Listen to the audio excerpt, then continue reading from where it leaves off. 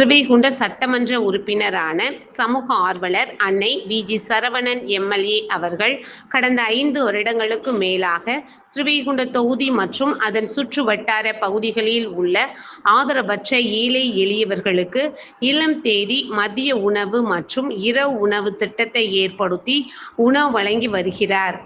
இந்நிலையில் தமிழக வெற்றிக் கழகத்தின் ஐம்பெரும் கொள்கை தலைவர்களுள் ஒருவரான சமூக ஆர்வலர் அஞ்சலை அம்மாளை கொள்கை தலைவராக அறிவித்ததன் ஏற்பால் தமிழக வெற்றிக் கழகத்துடன் இணைந்து தமிழக முதல்வர் சி.